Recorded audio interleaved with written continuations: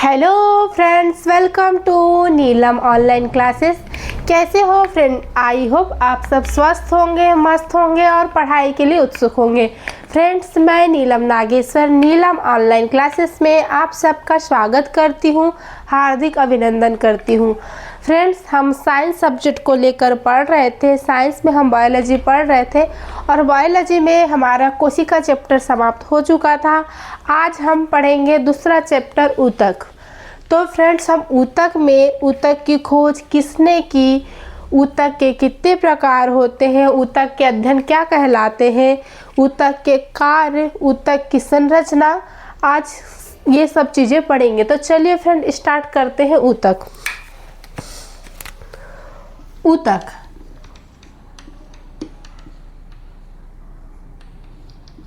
Friends, आप सब सोच रहे होंगे कि ऊतक क्या है। आप सब सोच रहे होंगे कि ऊतक क्या है। तो फ्रेंड्स, जैसे कि यहाँ एक कोशिका है, और यहाँ जो कोशिका है इसमें बहुत सारी कोशिकाएं हैं। यहाँ जो कोशिका है जो बहुत सारी छोटी छोटी कोशिकाओं से मिलकर बना हुआ है। ये एक कोशिका हो गया, 2, 3 कोशिका हो गया, 4 कोशिका हो गया, 5 कोशिका हो गया, 6 कोशिका हो गया। तो आपको यहाँ जो कोशिका एक समूह के रूप में दिखाई दे रहा होगा। आपको यहाँ जो कोशिका का जो समूह है एक गुच्छे के रूप में दिखाई दे रहा होगा। मतलब कोशिका बहुत सारी कोशिकाओं का समूह होता है। ऊतक क्या होता है फ्रेंड्स? ऊतक बहुत सारी कोशिकाओं का समूह होता है जिसे हम ऊतक कहते हैं। ऊतक किसे कहते हैं फ्रेंड्स? ऊतक बहुत सारी जो कोशिकाओं का समूह होता है, गुच्छा होता है, उसे हम क्या कहते हैं? ऊतक कहते हैं। उसे क्या कहते हैं? हम ऊतक कहते हैं। तो फ्रेंड्स, क्या सभी कोशिकाओं के समूह एवं गुच्छे को ऊतक कहा जाता है? नहीं। मतलब कोशिका के ऐसे समूह जो संरचना, उत्पत्ति एवं कार्यों में समानता रखता है। कोशिका का ऐसा समूह या कोशिका का ऐसा गुच्छा जो संरचना एवं उत्पत्ति एवं कार्यों में समानता रखता है, ऊतक कहलाता है। क्या कहलाता है? ऊतक कहलाता है। तो ऊतक की खोज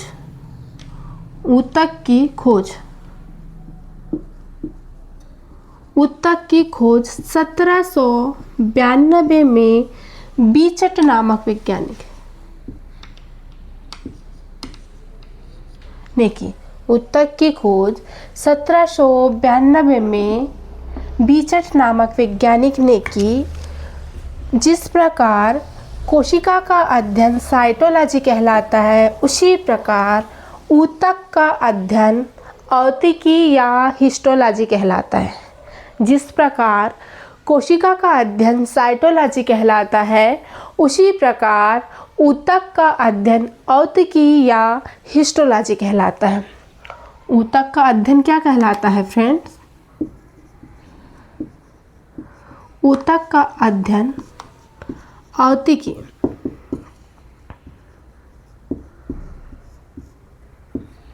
या हिस्टोलॉजी कहलाता है।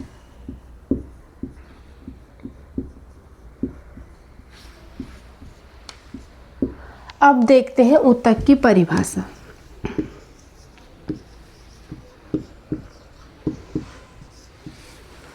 फ्रेंड्स, जैसा कि मैंने आपको बताया अभी कि कोशिका का समूह या ऐसा कोशिका जो छोटी छोटी कोशिकाओं से मिलकर बना हुआ है, जो संरचना एवं उत्पत्ति एवं कार्यों में समानता रखता है। जो संरचना एवं उत्पत्ति एवं कार्यों में समानता रखता है, क्या कहलाता है? ऊतक कहलाता है। तो ऊतक की क्या परिभाषा हो गई?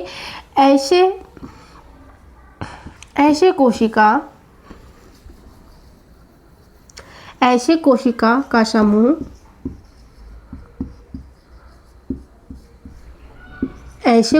का समूह या गुच्छा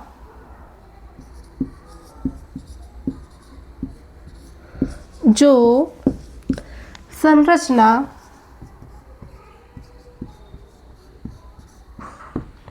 एवं उत्पत्ति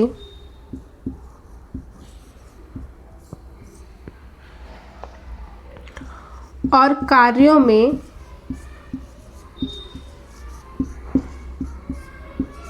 समानता रखता है।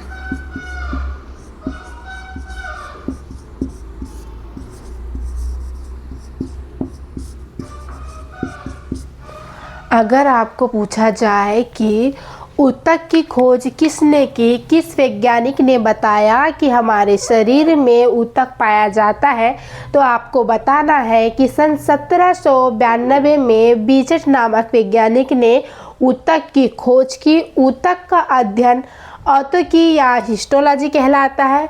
ऊतक की परिभाषा ऐसे कोशिका का समूह या गुच्छा जो संरचना एवं उत्पत्ति और कार्यों में समानता रखता है, ऊतक कहलाता है। ऊतक कहलाता है।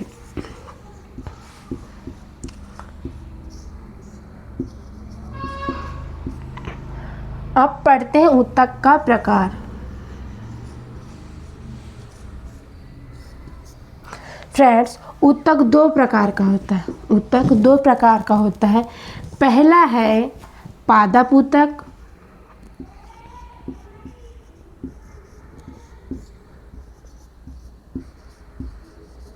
दूसरा है जंतु ऊतक।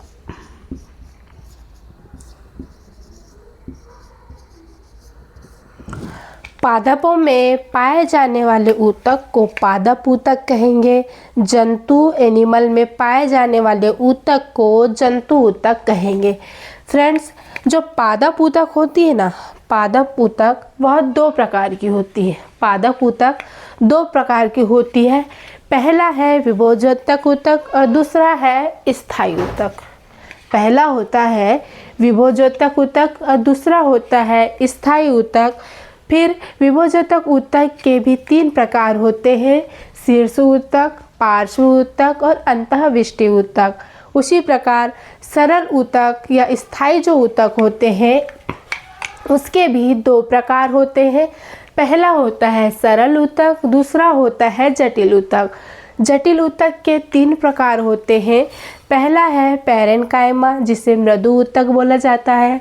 दूसरा है दृढ़ ऊतक, जिसे कोलेनकाइमा बोला जाता है। तीसरा है स्क्लेरेन्काइमा, जिसे स्थूल कोणांक ऊतक बोला जाता है। उसी प्रकार जटिल ऊतक के भी दो प्रकार होते हैं, जाइलम और दूसरा होता है फ्लोएम। तो चलिए फ्रेंड्स, हम इनको अच्छे से पढ़ते हैं।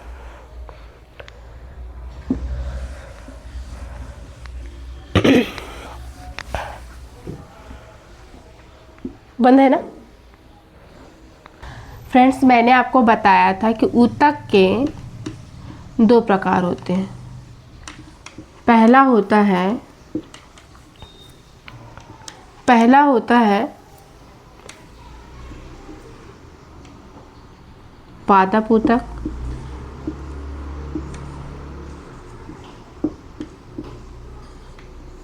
दूसरा होता है जंतु ऊतक।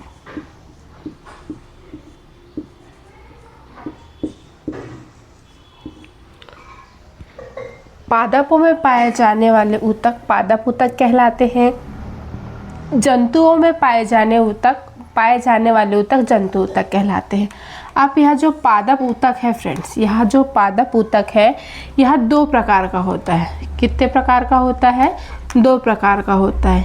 पहला है विभोजोतक ऊतक, विभोजोतक ऊतक,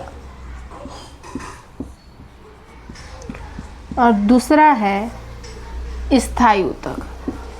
दूसरा है स्थायी ऊतक। विभोजोतक ऊतक वह ऊतक होते हैं जिसमें विभाजन की क्षमता पाई जाती है। विभाजन की क्षमता पाई जाती है। विभाजन से आशा है कि उनकी लंबाई, मोटाई, चौड़ाई में ग्रोथ होना। विभोजोतक ऊतक ऐसे ऊतक होते हैं जिसमें विभाजन की क्षमता पाई जाती है और यहाँ जीवित ऊतक होते हैं जिसमें कोशिका भित्ति पाया जाता है। इसमें अंतः कोशिकीय अवकाश अनुपस्थिति होता है। इसमें रिक्तिका अर्थात रसधानियाँ अनुपस्थिति होती है। इसमें केंद्रक उपस्थित होता है और इसका जो केंद्रक होता है फ्रेंड्स बहुत विकसित होता है। इसका जो केंद्रक होता है बहुत विकसित होता है। तो विभोजोतक ऊतक में विभाजन की क्षमता पाई जाती है।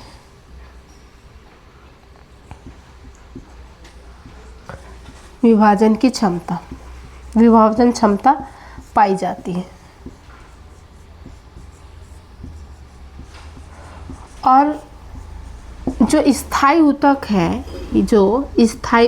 है फ्रेंड्स, जब विभोजोतक ऊतक में विभाजन की क्षमता समाप्त हो जाती है या ख़त्म हो जाती है तो वह मृत हो जाते हैं, स्थिर हो जाते हैं, स्थायी हो जाते हैं, इसलिए उन्हें स्थायी ऊतक कहते हैं। तो स्थायी ऊतक किसे कहते हैं फ्रेंड्स? जब विभोजोतक ऊतक अपनी विभाजन की क्षमता को खो देते हैं तो वह जो ऊतक होते हैं स्थायी हो जाते हैं, इसलिए उसे स्थायी ऊतक कहते हैं। इसमें विभाजन की क्षमता अनुपस्थित होता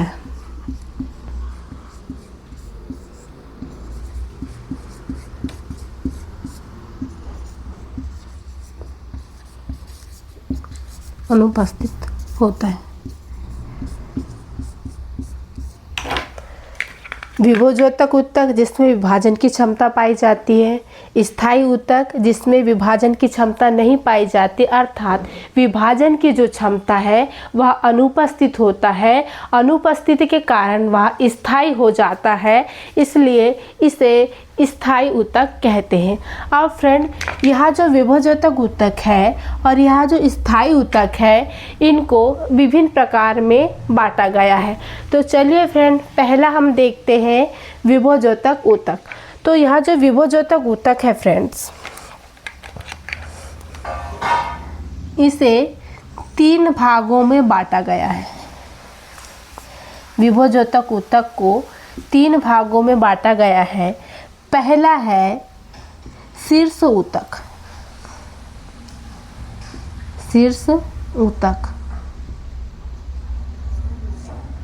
दूसरा है पार्श्व ऊतक,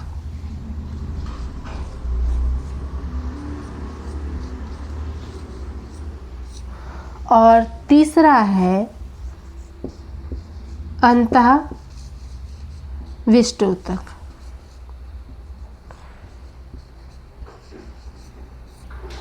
विभोजोतक ऊतक को 3 भागों में बांटा गया है। पहला है शीर्ष ऊतक, दूसरा है पार्श्व ऊतक, तीसरा है अंतःवष्टि ऊतक। उसी प्रकार यह जो स्थायी ऊतक है फ्रेंड, इसको 2 भागों में बांटा गया है। पहला है सरल ऊतक और दूसरा है जटिल ऊतक।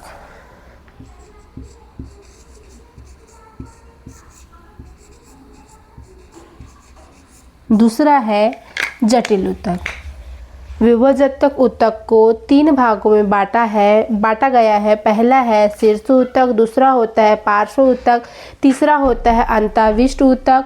उसी प्रकार स्थायी ऊतक को 2 भागों में बांटा गया है। पहला है सरल ऊतक, दूसरा है जटिल ऊतक।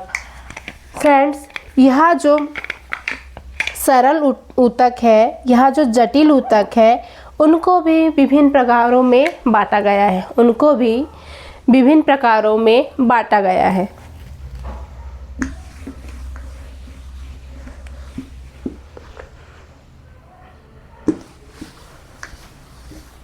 मैंने आपको बताया था कि स्थायी ऊतक के 2 प्रकार होते हैं। पहला होता है सरल ऊतक, दूसरा होता है जटिल ऊतक। तो सरल ऊतक जो है फ्रेंड, उसके भी 3 प्रकार होते हैं। सरल ऊतक के 3 प्रकार होते हैं। पहला क्या है? पहला है पैरेन्काइमा। पहला क्या है? पैरेन्काइमा।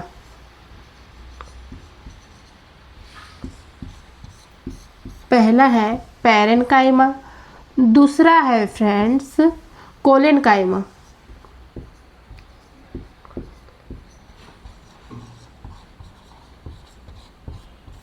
दूसरा है कोलेनकाइमा और तीसरा है स्क्लेरेकाइमा। स्क्लेरेकाइमा। उसी प्रकार जटिल ऊतक के भी 2 प्रकार होते हैं। जटिल ऊतक के 2 प्रकार होते हैं। पहला है जाइलम और दूसरा है फ्लोएम। दूसरा है फ्लोएम। तो विभोजोतक ऊतक मैंने आपको बताया था कि यह एक जीवित ऊतक होता है जिसमें विभाजन की क्षमता पाई जाती है। स्थायी ऊतक, जब विभोजोतक ऊतक अपना विभाजन की क्षमता खो देते हैं तो वह स्थायी हो जाते हैं, इसलिए उसे स्थायी ऊतक कहते हैं। विभोजोतक ऊतक को 3 भागों में बांटा गया है। इसके 3 प्रकार होते हैं। पहला है शीर्ष ऊतक, दूसरा है पार्श्व ऊतक और तीसरा है अंतःविष्ट ऊतक। उसी प्रकार स्थायी ऊतक के 2 प्रकार हैं। स्थायी ऊतक के 2 प्रकार हैं। पहला है सरल ऊतक, दूसरा है जटिल ऊतक। सरल ऊतक को 3 भागों में बांटा गया है। सरल ऊतक के 3 प्रकार हैं। पहला है पैरेन्काइमा, दूसरा है कोलेनकाइमा और तीसरा है स्क्लेरेकाइमा। उसी प्रकार जटिल ऊतक को 2 भागों में बांटा गया है या जटिल ऊतक के 2 प्रकार होते हैं। पहला है जाइलम और दूसरा है फ्लोएम। तो फ्रेंड्स, हमने पादप ऊतक के बारे में मैंने आपको बता दिया कि पादप ऊतक 2 प्रकार के होते हैं, फिर इनके भी और भी प्रकार होते हैं। उसी प्रकार मैं आपको जंतु ऊतक के प्रकार बता देती हूँ, फिर हम पादप ऊतक को बेसिक से हर एक प्रकार को समझेंगे। तो चलिए फ्रेंड्स, पादप ऊतक। फ्रेंड्स, यह जो पादप ऊतक है उसको 4 भागों में बांटा गया है। कितने भागों में? 4 भागों में बांटा गया है। जंतु ऊतक। जंतु ऊतक को 4 भागों में बांटा गया है या जंतु ऊतक के 4 प्रकार हैं। कितने प्रकार हैं? 4। तो कौन कौन से प्रकार हैं फ्रेंड्स? पहला है उपकला ऊतक। उपकला ऊतक। दूसरा है संयोजी ऊतक।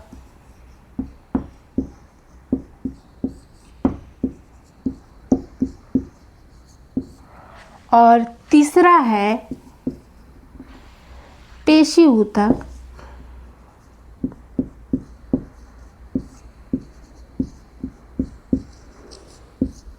और चौथा है तंत्रिका ऊतक।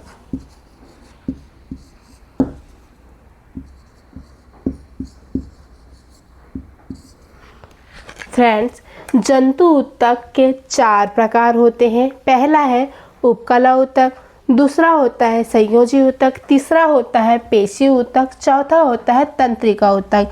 तो फ्रेंड्स, मैंने आपको पादप ऊतक और जंतु ऊतक के प्रकार आपको मैंने बता दिया है। अब हम पढ़ेंगे फ्रेंड्स पादप ऊतक।